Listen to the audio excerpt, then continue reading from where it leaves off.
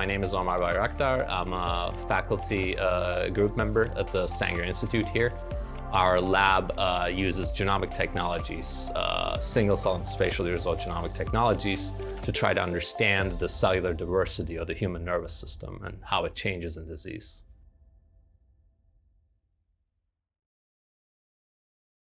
I think first off, the history of this conference is maybe not that long, but I think it's one of those series of meetings started by pioneers in the field who are still very much involved in the organizings, who still show up and give talks. So I think the level of science that you see in single-cell biology and the breadth and the range of applications is just really amazing and really fun to watch and participate in.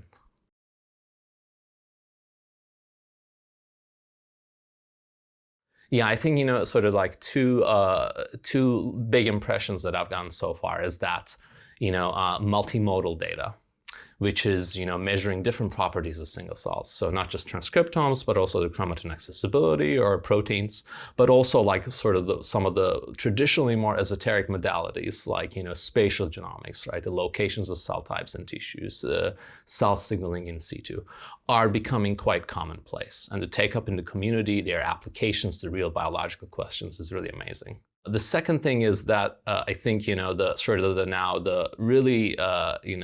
beginning of true functional biology perhaps in the single cell field. So lots of people doing high throughput screens where they're coupling large scale perturbations of genetic signaling mechanisms or just like unbiased screens with single cell readouts to be able to really understand and pick apart the biology of cells with functional perturbations at the single cell level. And I think that's very exciting. Yeah, I think we've seen several talks so far. For example, I'm just coming off from Ellen Rothenberg's talk, where she has shown an expert, genome-wide perturbation screen of T cell specification signals in the mouse. Earlier at the meeting, Cole Trapnell from the University of Washington had a really beautiful study where he's really started to do organismal level genetic screens with single cell readouts, where he has come in and he has knocked out 30 different transcriptional or gene expression regulators in zebrafish, and he is looking at the development of the whole zebrafish embryo with these single cell methods. So to be able to do that depth of analyses where you're not just you're not just perturbing one property of an organism or a tissue and looking at a given cell type, you're perturbing something at the level of the whole organism. You're looking at all cell types at once across the whole body. That scale and insight is really interesting. I think it's quite new so you can look at whole parts in different ways, right? It's people have been looking at whole bodies at superficial levels for years, right? But to say that we are going to take an entire organism and create single cell level atlases of the healthy organism or the organism under perturbations or under different environmental conditions or diseases is, I think, completely new. And it's really fueled by these technological advances in single cell biology over the past several years.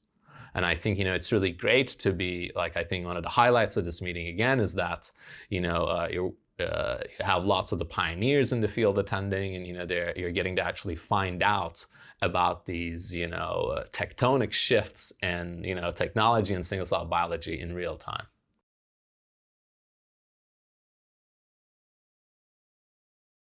I think, throughout the pandemic, it was, I'm happy that we had the technology to do virtual conferences, but I think, it's very hard to capture the energy, excitement, and all the, these informal, ad hoc interactions you have with people in real life meetings. So I think from that point, I'm really happy that I'm attending in person, and I've had so many, random interactions with people that I've enjoyed quite much. And I've even, our group is on campus. I've even taken some people to our lab and sort of show our setup, and that's obviously very hard to do, not possible to do in virtual meetings.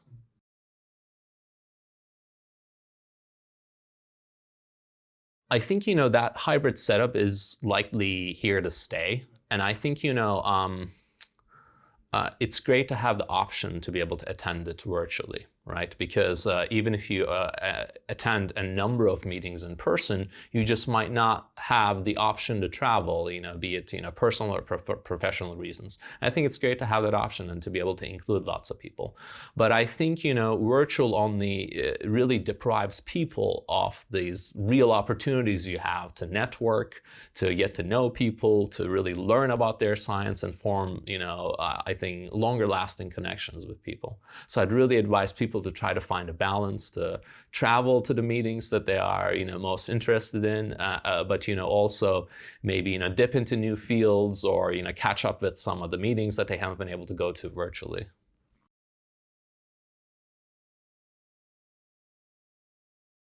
Developing your science through these personal connections where you're not just reading about the literature, but you're getting to meet the scientists behind the picture. You're getting to discuss your science in depth and have a really good back and forth. I think the value of that to career progression and networking is really immeasurable.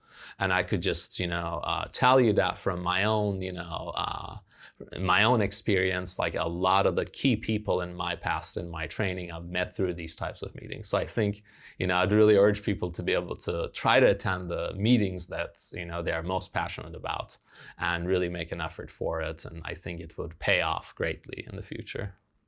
I think, the Welcome Connecting Science has really been instrumental in maintaining, these meeting series like these. So this is like a biannual meeting. And, I think some of the best meetings that most people professional meetings that most people go to are recurring series, every year or every other year. And it's a great way to stay in touch with your community. It's a great way to get involved with the community, and you get to see the same people, see the progression of the science. And I think, however, I think it takes a lot to organize those meetings and put together an event where, as we have now, 150 people can attend in person, 250 people can attend online. And I think for that, the Connecting Science team really deserves a lot of credit. They've done a fantastic job in organizing. But beyond that also, I think the Connecting Science portfolio has a really wide range of different meetings, from single-cell genomics to human genetics.